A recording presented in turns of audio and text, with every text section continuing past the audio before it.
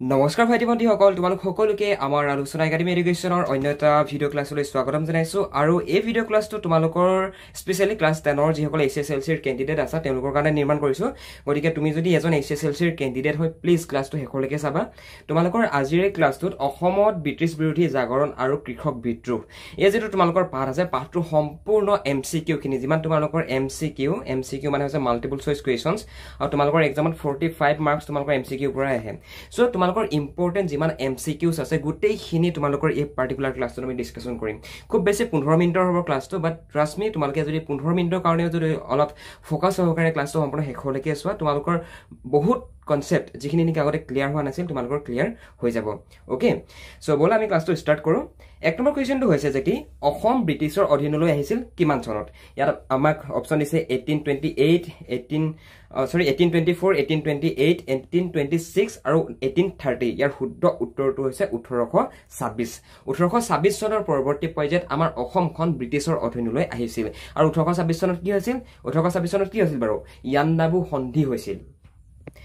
আৰু ইয়াণ্ডাবু সন্ধিৰ পৰৱৰ্তী পৰ্যায়ত আমাৰ অসমৰ যিটো পাৱাৰ, অসমৰ যিটো এডমিনিষ্ট্ৰেশ্যন, সেই এডমিনিষ্ট্ৰেশ্যনটো তোমাৰ ব্ৰিটিছৰ হাতলৈ গুচি গৈছিল। চ' আল্টিমেটলি আমাৰ অসমখন ব্ৰিটিছৰ অধীনলৈ আহিছিল। আৰু এইডোখৰতে আৰু এটা MCQ উদয় হৈ থাকে যে কোনটো সন্ধিৰ পাছত অসম ব্ৰিটিছৰ অধীনলৈ আহিছিল? তেতিয়া তোমালোকে কি লিখিবা? ইয়াণ্ডাবু সন্ধি, ইয়াণ্ডাবু ট্ৰিটি। ইয়াণ্ডাবু সন্ধিৰ পৰৱৰ্তী পৰ্যায়ত অসমখন ব্ৰিটিছৰ অধীনলৈ আহিছিল। এতিয়া তোমালোকে এনেকুৱা ধৰণৰ MCQ বিলাক তোমালোকে কাহানি মুখস্থ কৰিবলৈ নাযাবা। তোমালোকে এই MCQ খিনি পৰাপক্ষত বুজি ল'বলৈ যাবা। অ'কে, বুজিত কেতিয়া পাবা? যেতিয়া নেকি তোমালোকে কিতাপখন সম্পূৰ্ণৰূপে পঢ়িবা। আৰু যদি তোমালোকে কমপ্লিট চিলেবাছখন পঢ়িব বিচৰা আমাৰ আলোচনা একাডেমীৰ তৰফৰ পৰা, তেনেহ'লে ডেছক্ৰিপশ্যনত চেক কৰিবা, তাতে এটা লিংক দিয়া আছে, তাতে গৈ তোমালোকে গোটেই কোৰ্চটো চাব পাৰিবা, গোটেই চিলেবাছ। আৰু ইয়াৰ লগতে তোমালোকে যদি আমাৰ ফালৰ পৰা হোৱাটছএপত পঢ়ো বুলি ভাবা, তেনেহ'লে আমালৈ এই যিটো ফোন নাম্বাৰ দেখিছা, এই ফোন নাম্বাৰটোত আমালৈ তোমালোকে ফোন কৰা, আমি তোমালোকক আমাৰ হোৱাটছএপ গ্ৰুপত জইন কৰাই দিম, য'ত নেকি তোমালোকৰ কমপ্লিট চিলেবাছখন পঢ়িবলৈ পাবা। অ'কে, নেক্সট কুৱেশ্যনটো মন কৰা। নেক্সট কুৱেশ্যনটো হৈছে অসমত 1857 চনৰ চিপাহী বিদ্ৰোহৰ মূল গুৰি ধৰোঁতা কোন আছিল? বহুত বেছি ইম্পৰ্টেণ্ট হয়। কিয় ইম্পৰ্টেণ্ট হয়? কিয়নো লেচনটোৰ নামেই হৈছে অসমত ব্ৰিটিছ বিৰোধী জাগৰণ আৰু কৃষক বিদ্ৰোহ। অ'কে, চ' 1857 চনত অসমত মানে সৰ্বভাৰতীয় পৰ্যায়ত যি তোমাৰ চিপাহী বিদ্ৰোহ হৈছিল, সেই চিপাহী বিদ্ৰোহৰ অসমত কোনজন ব্যক্তিয়ে চিপাহী বিদ্ৰোহৰ মূল গুৰি ধৰিছিল? এইটো কথাকে আমাক সুধিছে। আৰু ইয়াৰ শুদ্ধ উত্তৰটো হৈছে মণিৰাম দেৱান। মণিৰাম দেৱান দেৱে সেইটো সময়ত 1857 চনৰ সেই সময়টোত যি সৰ্বভাৰতীয় পৰ্যায়ত যি চিপাহী বিদ্ৰোহ হৈছিলে, সেই চিপাহী বিদ্ৰোহৰ মূল গুৰি ধৰিছিলে। অ'কে, নামটো মনত থাকিবনে বাৰু? কি বুলি ক'লো? নামটো হৈছে মণিৰাম দেৱান।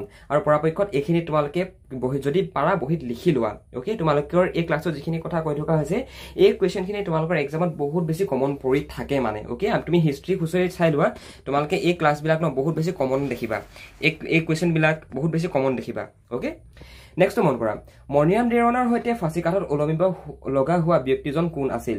মণিৰাম দেৱানক যেতিয়া দোষী হিচাপে ব্ৰিটিছ চৰকাৰে যেতিয়া ঘোষণা কৰিলে, ঘোষণা কৰাৰ পৰৱৰ্তী পৰ্যায়ত মণিৰাম দেৱানক ফাঁচী কাঠত ওলমাইছিল, হয় নহয়? আমি অলৰেডি ক্লাছত ডিছকাশ্যন কৰি আহিছোঁ। এতিয়া তেখেতক যে ফাঁচী কাঠত যে ওলমাইছিল, সেই ফাঁচী কাঠত ওলমোৱা সময়ত মণিৰাম দেৱানৰ সৈতে আৰু এজন ব্যক্তিক তোমাৰ ফাঁচী দিয়া গৈছিল। সেই ব্যক্তিগৰাকীৰ নাম কি? সেই ব্যক্তিগৰাকীৰ নাম হৈছে পিয়লি বৰুৱা। অ'কে, নেক্সট মন কৰা। ঝান্সীৰ ৰাণী কোন আছিল? ইয়াৰ শুদ্ধ উত্তৰটো হৈছে লক্ষ্মীবাই। তোমালোকে নিশ্চয় ক্লাছ 7ত এটা লেচন আছে আমাৰ আছামিছত, ক্লাছ 7ৰ সেই লেচনটোত আছে যে ঝান্সীৰ ৰাণী বুলি কাক কোৱা হয়। দেখিছানে বাৰু? তোমালোকে ক্লাছ 10তো একেটা প্ৰশ্নই পাইছা যে ঝান্সীৰ ৰাণী কোন? তেতিয়া কি লিখিবা? ঝান্সীৰ ৰাণী বুলি ক'লে আমি কাক বুজো? ঝান্সীৰ ৰাণী বুলি ক'লে আমি সদায় লক্ষ্মীবাইক বুজো। অ'কে, লক্ষ্মীবাই মানে হৈছে ঝান্সীৰ ৰাণী, মানে ঝান্সীৰ ৰাণীক লক্ষ্মীবাই বুলি কোৱা হয়। আৰু এইটো কথা আমাক ক্লাছ 7তে শিকাই আহিছে। অ'কে, নেক্সট ইম্পৰ্টেণ্ট কুৱেশ্যনটো হৈছে ফুলগুৰিৰ ধাৱা কেতিয়া সংঘটিত হৈছিল? One of the most important question হয়, ফুলগুৰি ধাৱা কেতিয়া সংঘটিত হৈছিল? ইয়াৰ শুদ্ধ উত্তৰটো হৈছে 1861 চনত। অ'কে, 1861 চনত ফুলগুৰি ধাৱা সংঘটিত হৈছিল। এতিয়া তোমালোকৰ পৰীক্ষাত যে কেৱল মাত্ৰ MCQটোৱে আহিব যে কি দাদা যে ফুলগুৰি ধাৱা কেতিয়া সংঘটিত হৈছিল, এনেকুৱা ধৰণে যে প্ৰশ্ন আহিব, তোমালোকে যদি মোক তেনেকৈ সোধা ন, তেনেহ'লে সেইটো কথা নহয়। তোমালোকৰ এক্সামত 3 মাৰ্কছৰ ফুলগুৰি ধাৱাৰ ওপৰত এটা মানে চমু টোকা অৰ্থাৎ শ্বৰ্ট নোট লিখিবৰ কাৰণে আহি থাকে। আৰু শ্বৰ্ট নোটটো তুমি কেতিয়া লিখিব পাৰিবা?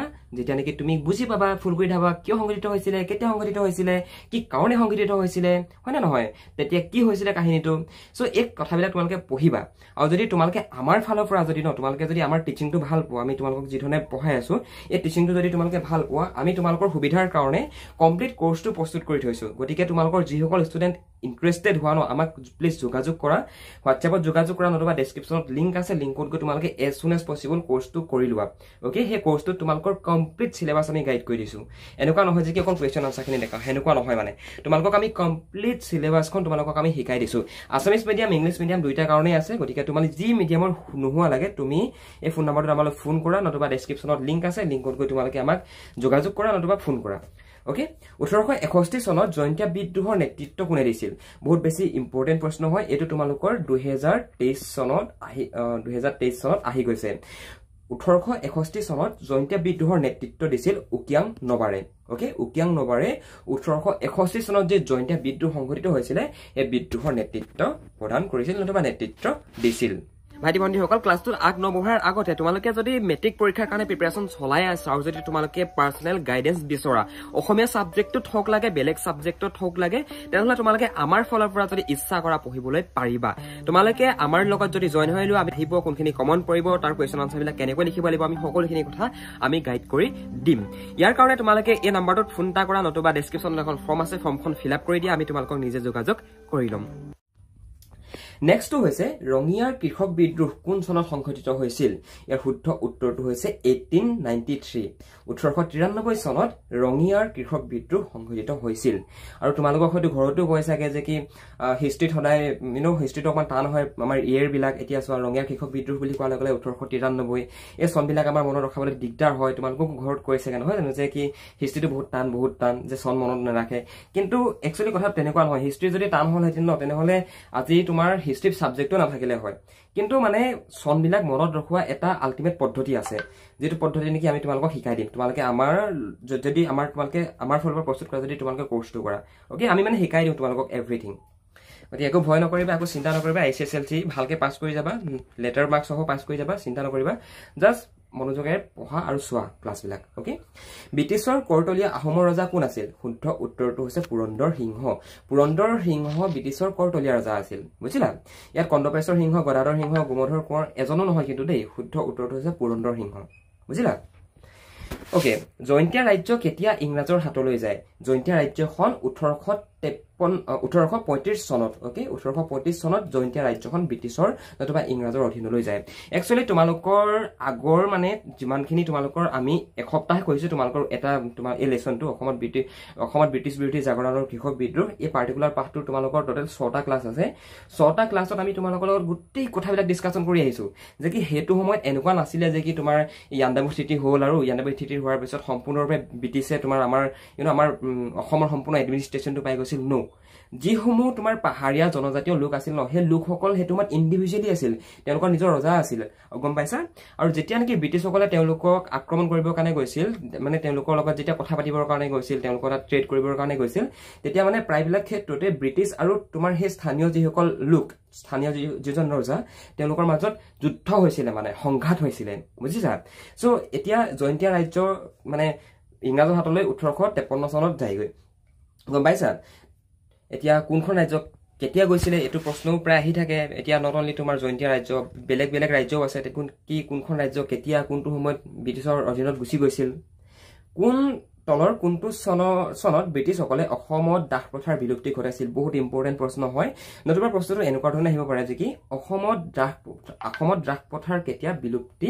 ঘটিছিল ওকে কি বুলি ক'লো মই অসমত দাস প্ৰথাৰ কেতিয়া বিলুপ্তি ঘটিছিল নতুবা তোমাৰ ব্ৰিটিছসকলে অসমত দাস প্ৰথাৰ কেতিয়া বিলুপ্তি ঘটাইছিল ওকে ইয়াৰ শুদ্ধ উত্তৰটো হৈছে 1843 এতিয়া দাস প্ৰথা মানে কি এগেইন আমি ক্লাছটো কৰাৰ আগতে আমি আগৰ ক্লাছখিনি কৰি আহিব লাগিব আমি যিখিনি তোমালোকৰ এক্সপ্লেনেশ্যনৰ ক্লাছকিটা কৰাইছিলো সেই ক্লাছকিটাত আমি সেইখিনি চাব লাগিব ভাল ধৰণে হয় না নহয় দাস প্ৰথা মানে কি তোমালোকক মানে আমি একচুৱেলি তোমালোকে যদি ইউটিউবত ক্লাছটো কৰি আছা ন তেনেহলে তোমালোকৰ জানিবৰ কাৰণে কৈ দিছো যে আমি তোমালোকৰ গোটেই সিলেবাসখন তোমালোকক পঢ়াও গতিকে তেনেস্থলত যদি তোমালোকে ৰেন্ডমলি যদি ক্লাছটোত ক্লিক কৰি দিলা ন তেনেহলে যদি তোমালোকে বুজি নোপোৱা তেনেহলে তোমালোকৰ বুজি পাবলৈ বহুত বেছি দিগদাৰ হ'ব বহুত বেছি মানে নেক্সট লেভেল দিগদাৰ হ'ব তোমালোকৰ বুজি পাইছা তোমালোকে যদি এটা পদ্ধতিগতভাৱে পঢ়া ওকে বুজি যদি পঢ়া বস্তুবিলাক ইজিলি কনসেপ্টবিলাক মনত থাকিব ওকে ব্ৰিটিছ চৰকাৰে কেতিয়া ভাৰতলৈ কেবিনেট মিছনক পঠিয়াইছিল নতুবা ব্ৰিটিছ চৰকাৰে কেবিনেট মিছনক কেতিয়া ভাৰতলৈ পঠিয়াইছিল বহুত বেছি ইম্পৰ্টেণ্ট প্ৰশ্ন হয়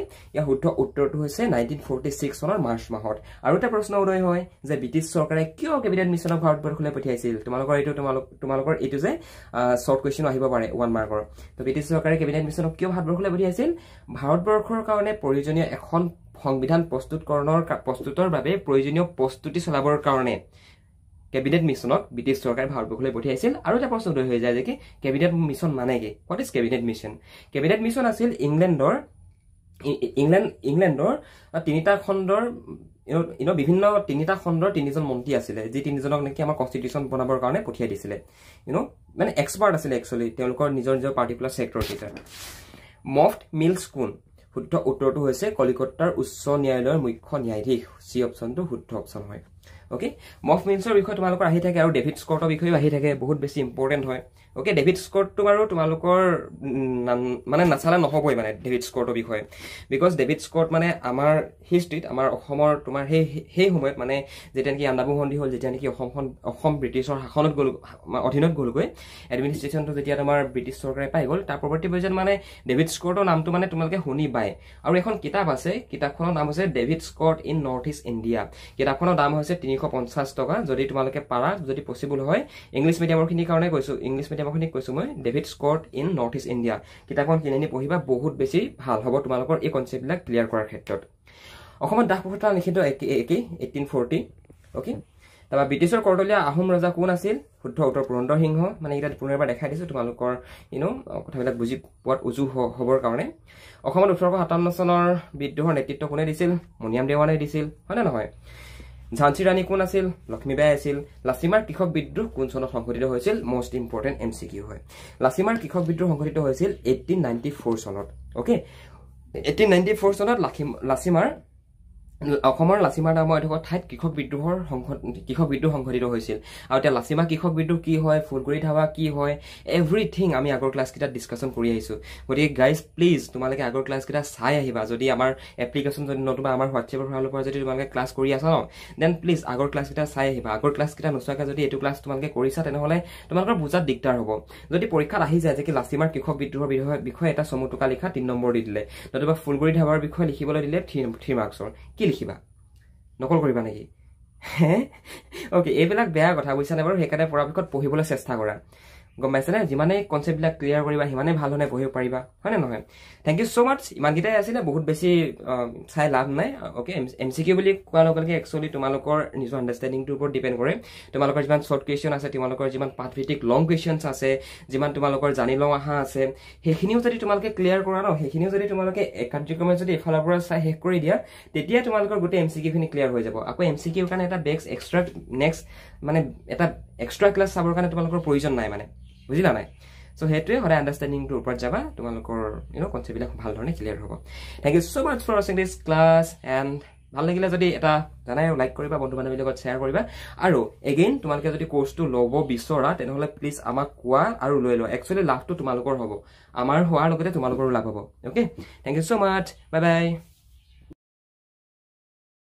তুমি যদি মেট্ৰিক পৰীক্ষাৰ কাৰণে প্ৰিপেৰেশ্যন চলাই আছা আৰু যদি তুমি ইংৰাজী বিষয়টোত এতিয়াও দুৰ্বল হৈ আছা তেনেহ'লে আমাৰ থ্ৰুৱেদি তোমালোকে পঢ়িব পাৰা আমি তোমালোকক মেট্ৰিক পৰীক্ষাত ইংৰাজী বিষয়টোত কেনেকুৱা তোমালোকৰ কুৱেশ্যন আহিব তোমালোকে কোনখিনি গ্ৰামাৰ চাই যাব লাগিব তোমালোকে কুৱেশ্যন আনচাৰ পেটাৰ্ণবিলাক কেনেকৈ লিখিব লাগিব সকলোখিনি কথা আমি আমাৰ পাৰ্চনেল অনলাইন কোচিঙত আমি শিকাওঁ গতিকে তুমি যদি মেট্ৰিকৰ এজন কেণ্ডিডেট হয় আৰু যদি তুমি ইংৰাজী বিষয়টোত এতিয়াও ক্লিয়াৰ হোৱা নাই তেনেহ'লে তোমালোকে আমাৰ থ্ৰুৱেদি যদি বিচাৰা পঢ়িব পাৰা বন্ধু বান্ধৱীসকল আমাৰ একাডেমীৰ এডমিশ্যন ফিজ হৈছে অনলি 499 rupees য'ত তোমালোকৰ গ্ৰামাৰ তোমালোকৰ টেক্সটবুক আৰু তোমালোকৰ যিখন সৰু ছাপ্লিমেণ্টাৰী ৰিডাৰ আছে গোটেইকেইখন পঢ়োৱা হয় লগতে কুৱেশ্যন আনচাৰবিলাকো বুজাই দিয়া হয় আৰু কোনবিলাক কমন পৰিব সেইবিলাকো শিকাই দিয়া হয় গতিকে তুমি যদি বিচৰা আমাৰ থ্ৰুৱেদি পঢ়িবৰ কাৰণে তেনেহ'লে ওপৰত দিয়া ফোন নম্বৰটোত ফোন কৰা নতুবা ডেছক্ৰিপশ্যনত এখন ফৰ্ম আছে ফৰ্মখন ফিল আপ কৰি দিয়া আমাৰ টীমে তোমালোকক কণ্টেক্ট কৰি ল'ব